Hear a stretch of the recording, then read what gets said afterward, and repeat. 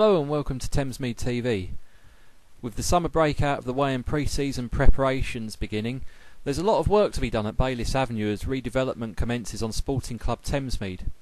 We thought therefore it was an ideal time to catch up with manager Keith McMahon. So Keith, pre-season's been a very busy time for you, not just with ground redevelopments as we've seen, but also the signing of 6 new players and departure of 3. Already one pre-season game in as well, where we played quite well against Folkestone. What's your assessment so far? Yeah, no, it's been excellent. We played Folkestone last Saturday with 9 new lads, to be honest, and they gelled really well. We played some great football. Maybe a little bit rusty in the final third, otherwise I thought we might win the game comfortably. Passed the ball excellent, fitness levels were good, but yeah, no, it was going well. Tony Russell's got the lads really well fit over the sessions we've had.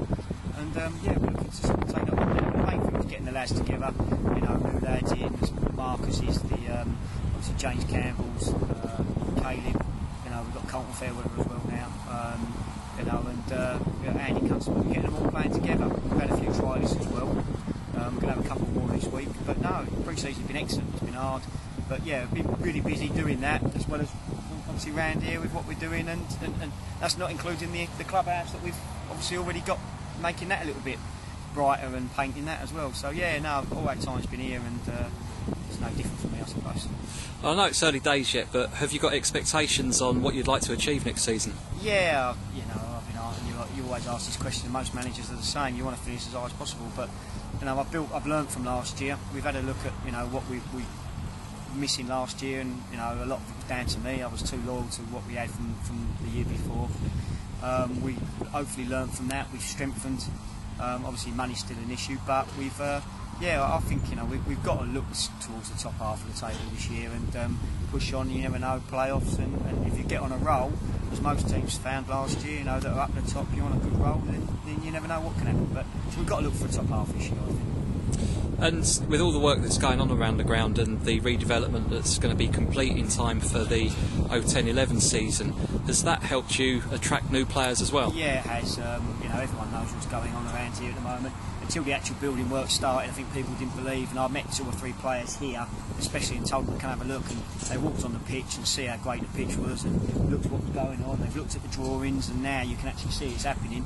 You know, it's not going to be great for next year. It's going to be lovely still from a stadium point of view, but you know, you'll start seeing behind us the hoarding once the brickwork starts going and the building starts getting bigger and bigger. Then people will sit there and think, wow. And the same with the G3 pitch next door and the park pitches next door.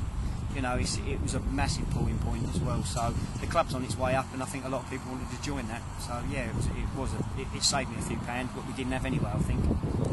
And how do you think you'll cope around the construction next season? It's going to be difficult. It's going to be up and down. You know, I'm up here most days, just making sure things are okay, and hoping we're ready for next Thursday against Tunbridge Angels, which if you looked at the moment, you think we wouldn't. But the floodlights are going up again today, and you know, we're just going to have to bear with it. Anyone that comes here will see what's happening. The facilities will still be second to none. We're going to have every single thing we need for the Ryman League.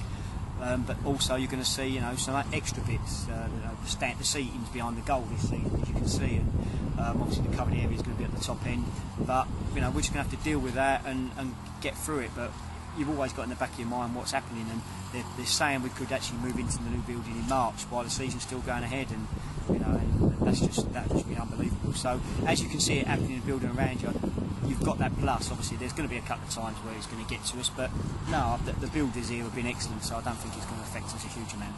Keith, that's great. Well, exciting times for an exciting season ahead, and we'll catch up with you at the beginning of the new Ryman League season. Cheers, Kev. Cheers.